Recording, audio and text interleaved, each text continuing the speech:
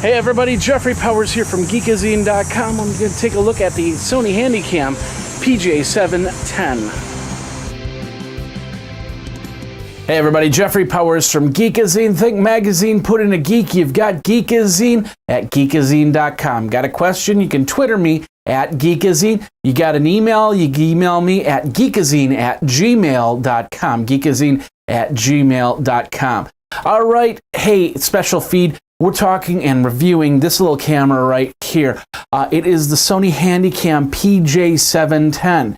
Now, I got this earlier this summer. I do have, I've been using Sony's. I've actually switched over from a previous brand of a video camera to the Sony Handycam brand of camera because I find that there's so much more superiority in the end results on the video, and I'm really happy about it. The camera that we're recording on right now is the XR260, which has an internal hard drive on it. This is the PJ710, and this actually has a projector on it, and so I can actually shoot something, and then instead of hooking it up to a TV, I can just push it to a wall and project a video and show them what to do. There's a lot of great features on this that I really, really like, and is actually more superior to the XR260 right there. But let's get into what this camera is all about and the advancements in video cameras nowadays. You know, an old video camera, and you like the $100, $200 video camera models, they look plasticky and they're great for getting the kids shots, but the stabilization is just not that great. So you need a camera that actually is able to stabilize the movements that you make. So that is what the PJ710, the biggest feature that I really like about this. It's got what's called a shift lens. And it's just basically this eye that just moves a little bit to the left, to the right, to up, down, to keep you as stable as possible. In fact, if you move the camera around, you can actually feel that lens move around. At first, I was hauling the camera around. It's like something's jiggling inside. And it's like, what is that? And then I realized it was the stabilization lens. And it's amazing how much it keeps the camera stable. You can still get those office-esque type shots if you're doing something more professional, but if you have to move around, you don't even need a tripod. All right, let's talk a little bit more about this. There's a lot of great things on it. The biggest one is the projector here. Let's take a look at this. As you turn it on, when you flip it open, it turns itself on. There's a little button on the side that says projector, and I hit that, and I say I want to project it, and poof, watch this. I just blinded you with the projector. It's projecting. And of course, you can see all the video right here that I took. Now, let's talk about some of the other features of this camera. It's got a Carl Zeiss lens in it, the Vario Sonar T lens. It's got the full stabilizations, balanced optical steady shot inside.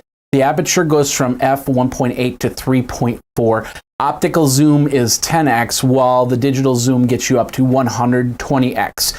The one thing that I like over my XR260 is it has the extra feature of iris adjustment. So if I can't get the right shot with exposure, with focus, I can add iris to it. And the best part is I'll take off this hood lens here so you can see this a little bit better. Right here is we have a little dial in which I can use to adjust, if I choose to have this at manual, I can adjust all the settings through this dial. I push the button right here, and then I just adjust it as I go.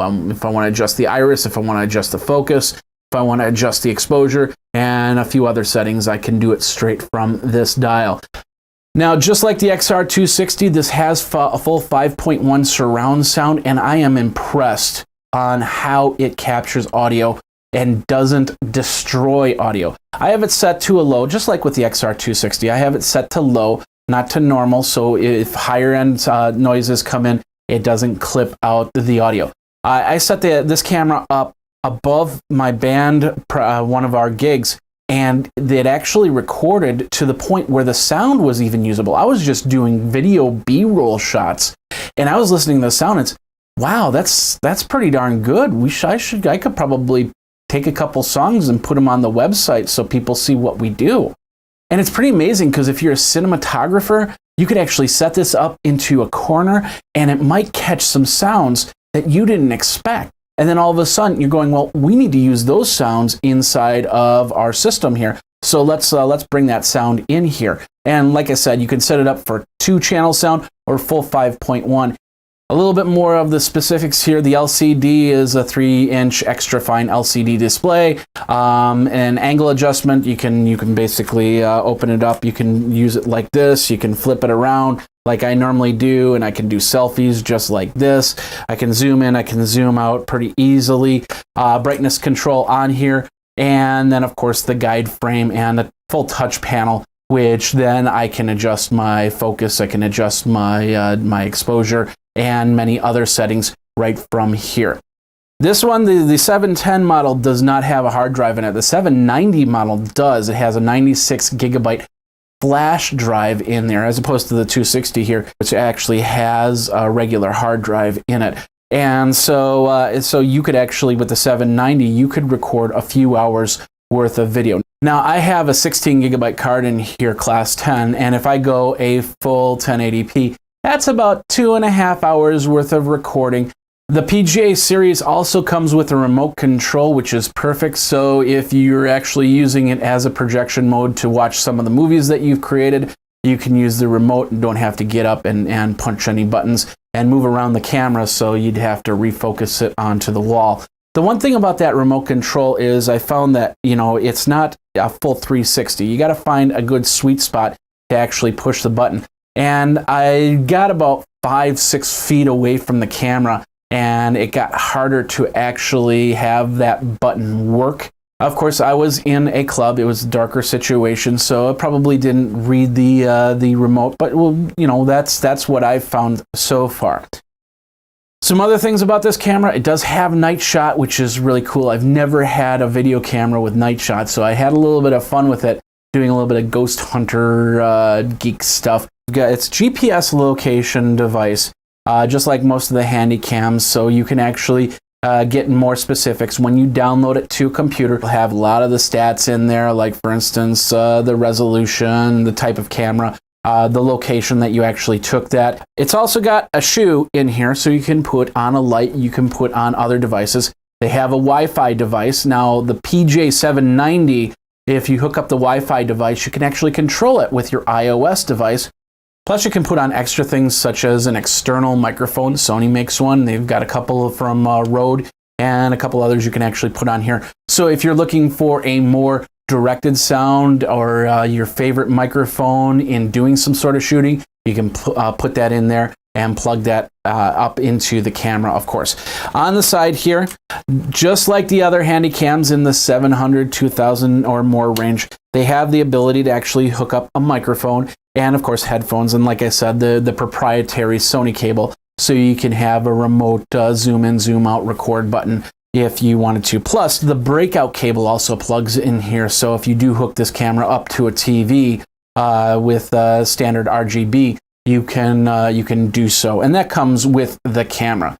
Other things that come with the camera: you got a built-in USB, plus it's got a USB cable on the side, so when you hook it up to the computer, you don't need any other USB cables. You can just plug it right in, upload the files, and bring it back, put it back into the side pouch here, and shoot some more, reformat the drive, and then go and shoot some more. Battery pack, that's one of the things I really love. I can actually go on Amazon and find these batteries, which are 5 to 6 hour batteries, and I just plug them in, and I can actually do lots of interviews with this battery.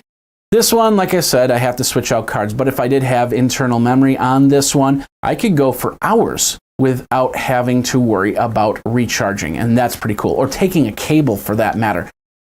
Overall, the internal is 32 gigabytes of memory. I just want to say that I put in the extra 16 gigs, so I can flip it over and get another 2 to 4 hours, or not even put a card in and still get a lot of video out of this. And the way it's set up right now, about 4 to 5 hours worth of video without even having to go to a computer or reload or anything like that.